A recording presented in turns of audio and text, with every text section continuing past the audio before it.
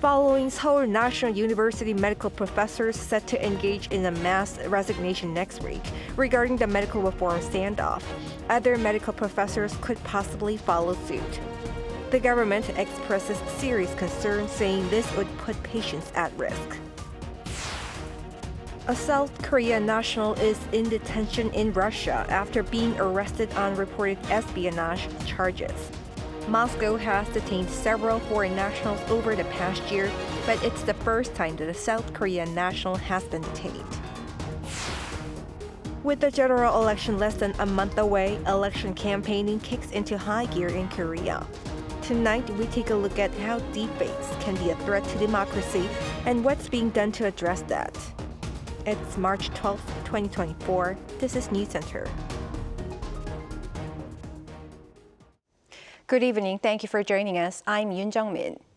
We start with tensions in the medical sector seemingly escalating as professors of medicine possibly could resign en masse regarding the recent reform standoff between junior doctors and the government.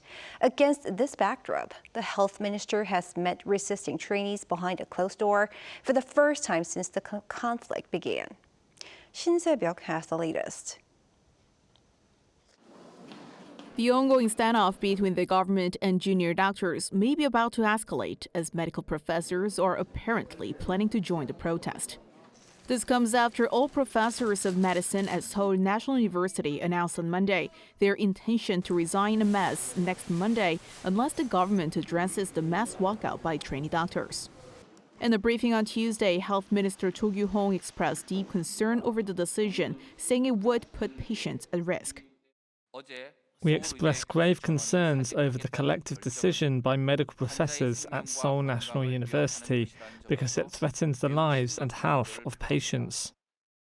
In another briefing the same day, Second Health Vice Minister Bang Min-soo hinted at the possibility of the government issuing treatment maintenance orders for the professors. Since professors are considered medical personnel, they can be subject to various directives under the medical law. We can't confirm whether any specific orders will be enacted for now, but we are currently reviewing this matter. Meanwhile, at a press conference on Tuesday, the SNU professors proposed postponing the medical school admissions increase by a year and forming a committee that includes members of the public and representatives of resident doctors for discussions on the issue. However, with the government standing firm on its plan to expand the medical student quota by 2,000 slots, the feasibility of meaningful dialogue is questionable.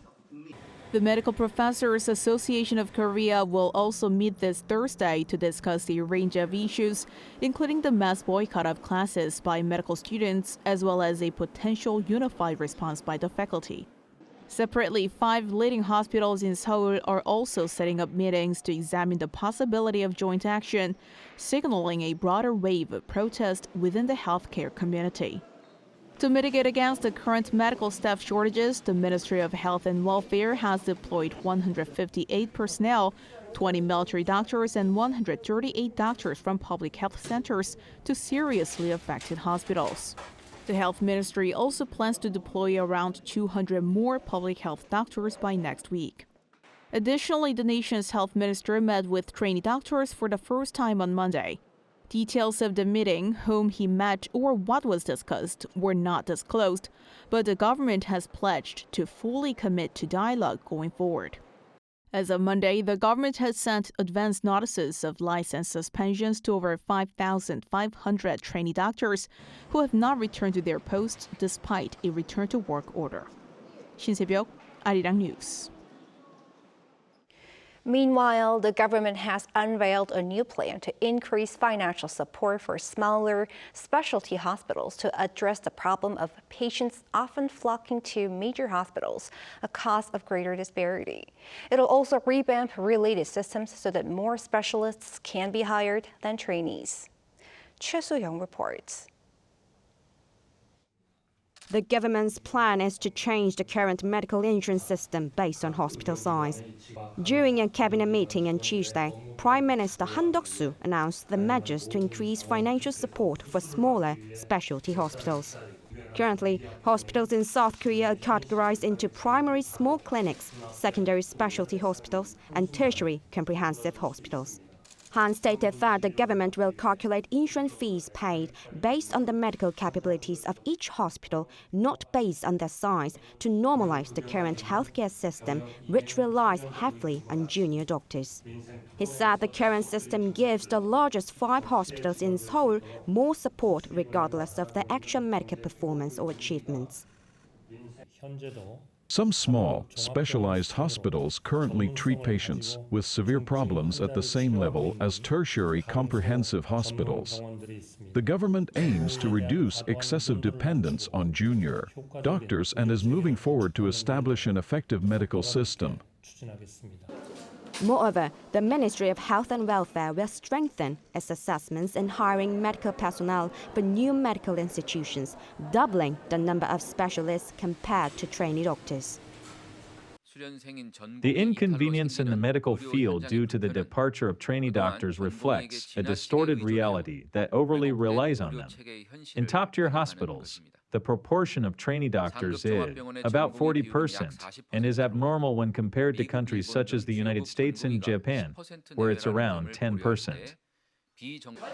The ministry will also support national university hospitals and regional training hospitals in hiring more specialists to reduce the workload of trainee doctors, allowing them to focus on their training.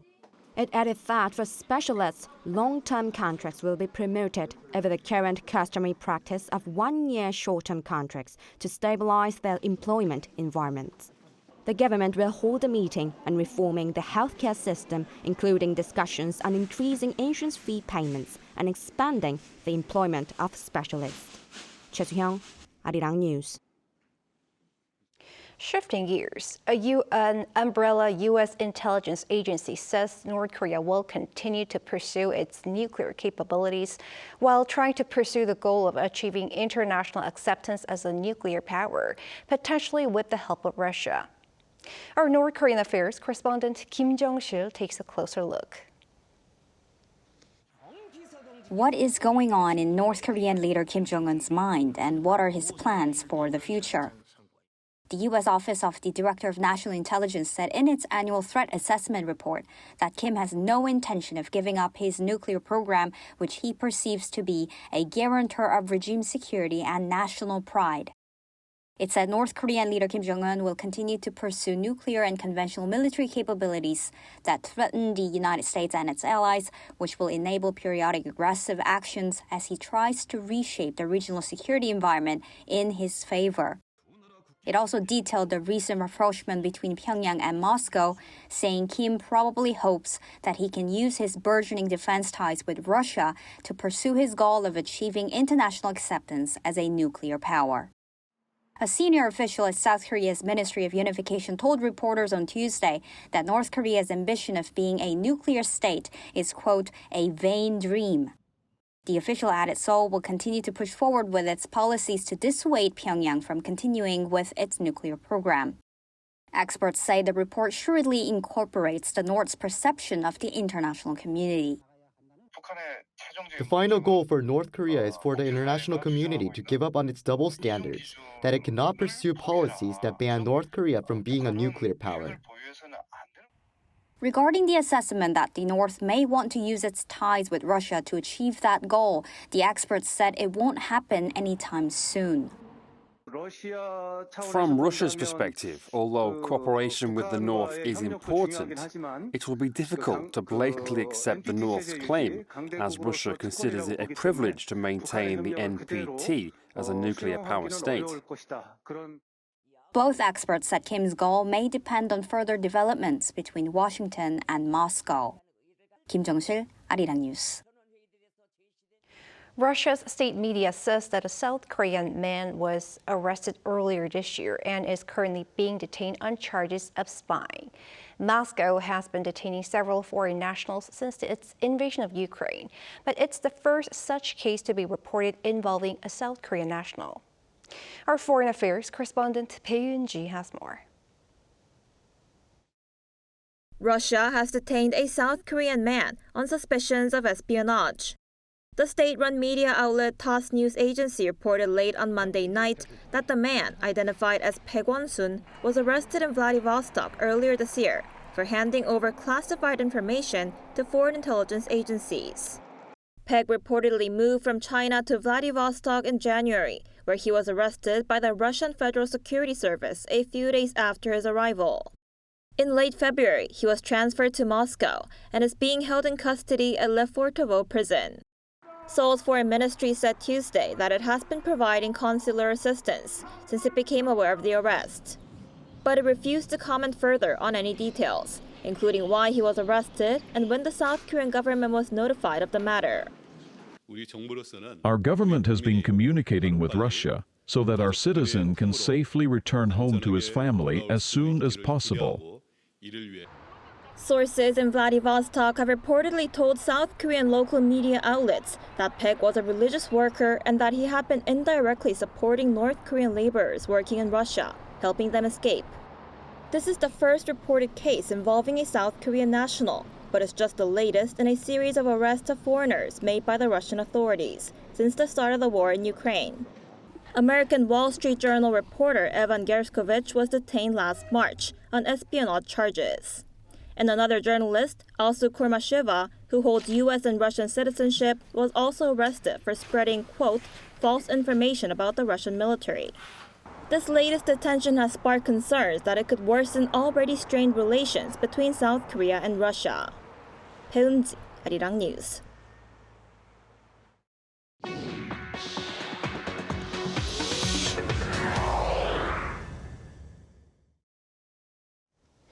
Election campaigning kicks into high gear in Korea ahead of April.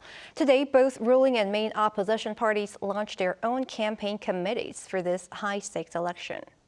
Our National Assembly correspondent Shin Ha-young has details.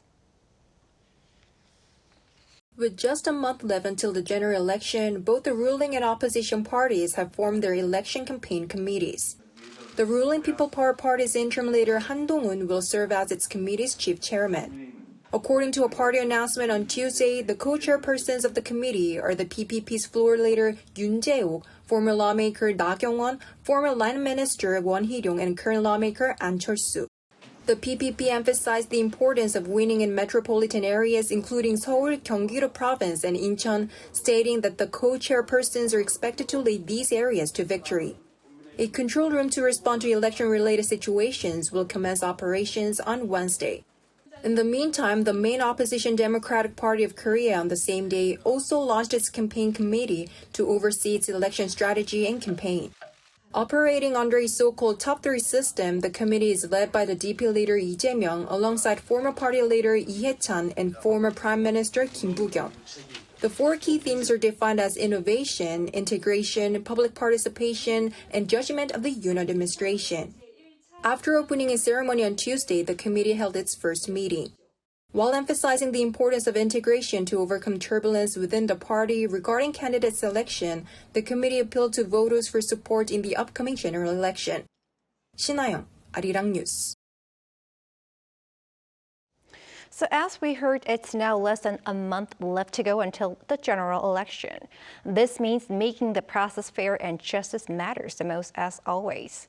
Tonight, we take a look at how deepfakes can be a threat to democracy and what's being done to address concerns.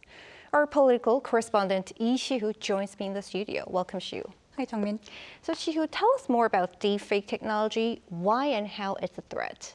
So the deepfake refers to synthetic manipulated content that convincingly generates other person's image and sounds, and they sometimes create images that do not exist in real life as well. This use and abuse of technology is on the rise with recent advances in machine learning and artificial intelligence. Now, it's not just South Korea, but countries all around the world that are paying attention to this technology right now because of its potential to be abused to instill fake images and perspectives of politicians. Recently, in January, a deepfake voice of U.S. President Joe Biden was used to deceive voters and discourage support for Biden and the Democratic Party. Let's listen to the actual recording that was used in deceptive phone calls ahead of New Hampshire's primary election. We know the value of voting Democratic when our votes count. It's important that you save your vote for the November election.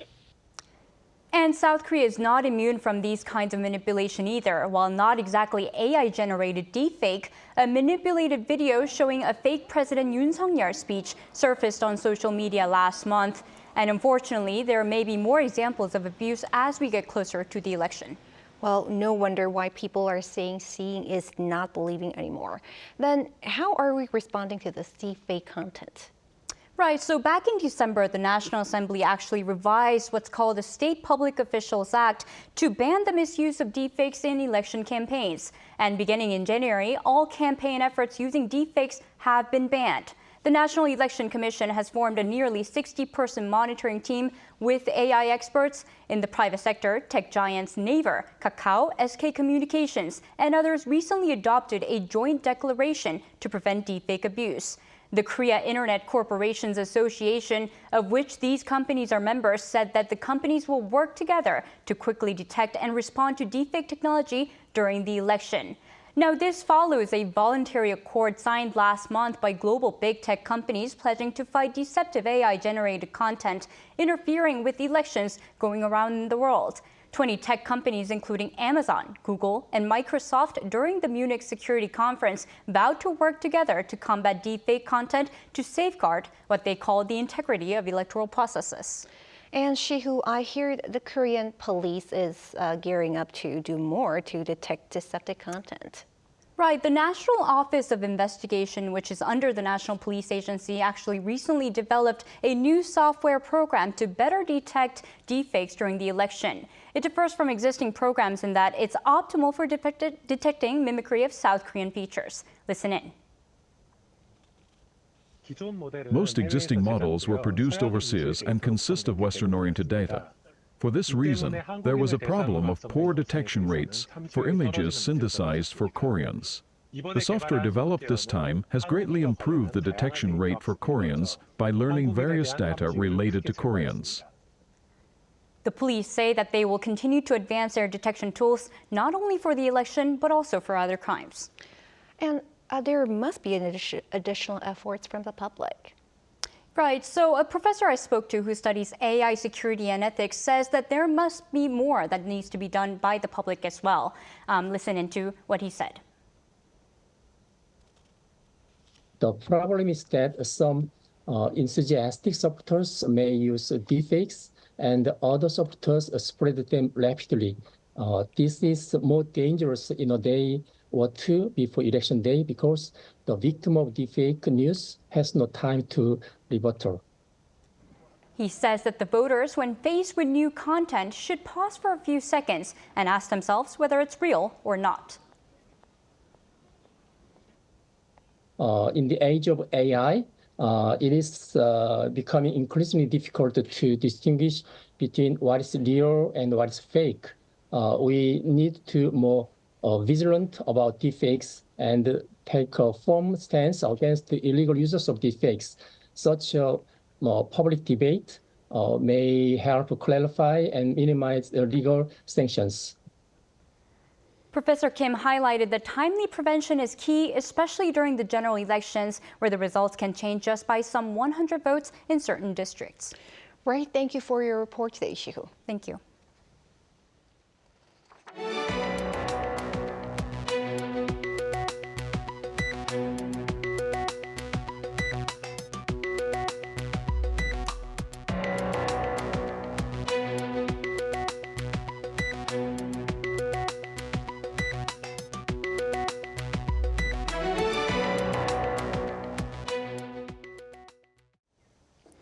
Foreign investors were net buyers of South Korean stocks for the fourth straight month in February due to expectations of returns from the corporate value up program unveiled last month.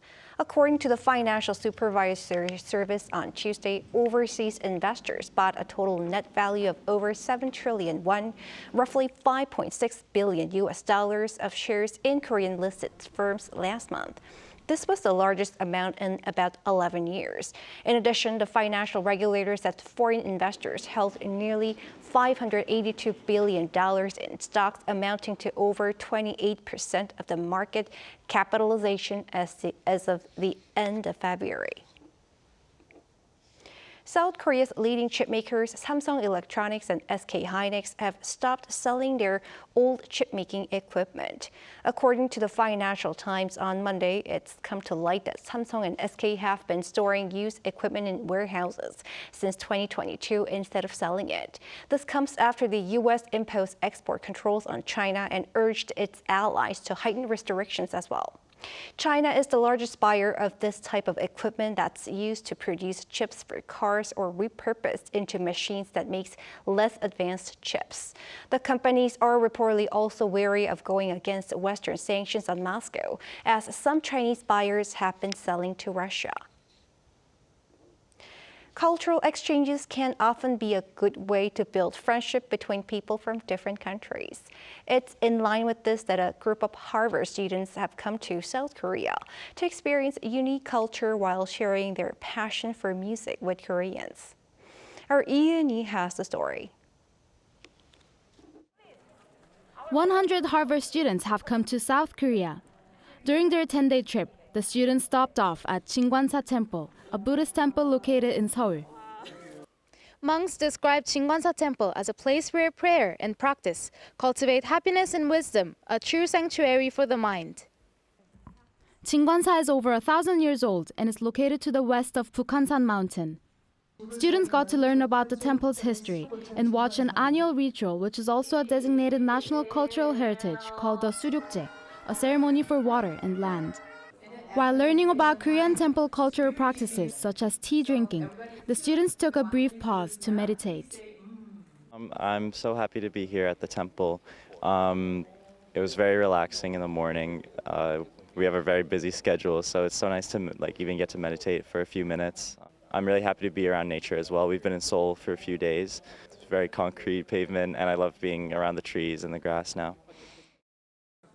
One of the highlights of a temple stay is the opportunity to sample temple food, which is known as being healthy and vegetarian, as well as environmentally friendly and sustainable.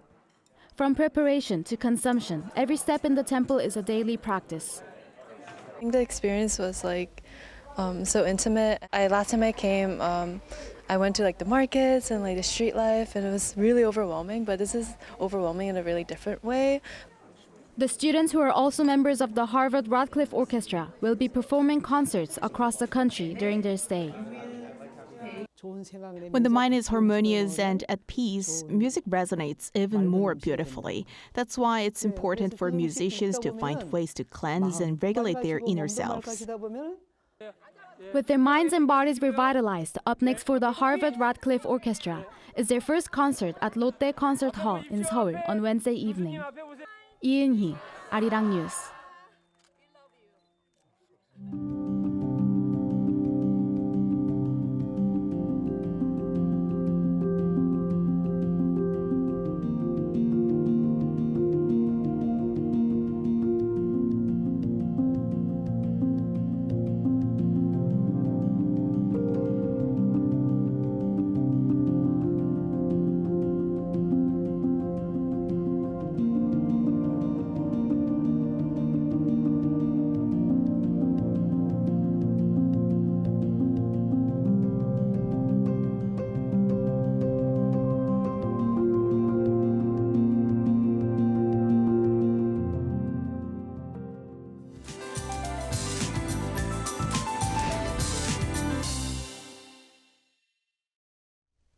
After spring rain falling today, a warm front will settle in tomorrow.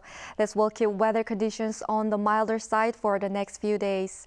For tomorrow, daytime temperatures will rise to at least 12 degrees Celsius all over the country. With a rise in daytime readings, wide temperature gaps will follow. With this temperature swing, it's easy to catch a cold. Please dress in layers when you go out.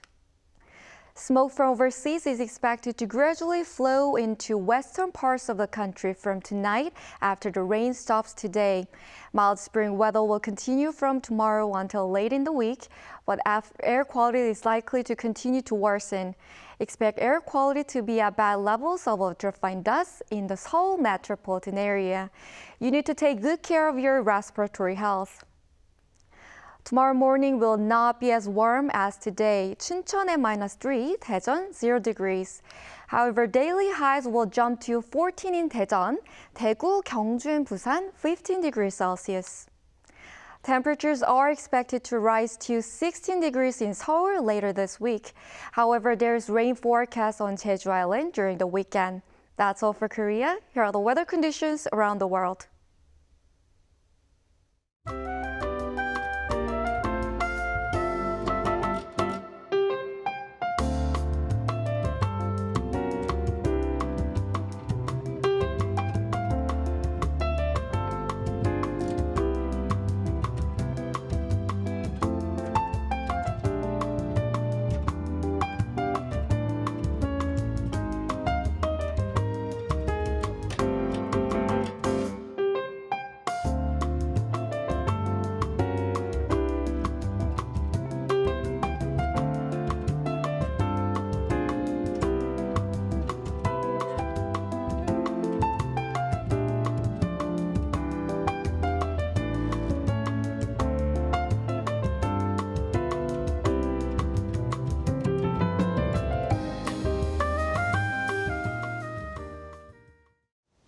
That is Newscenter for tonight. Thank you for watching. A panel session up next.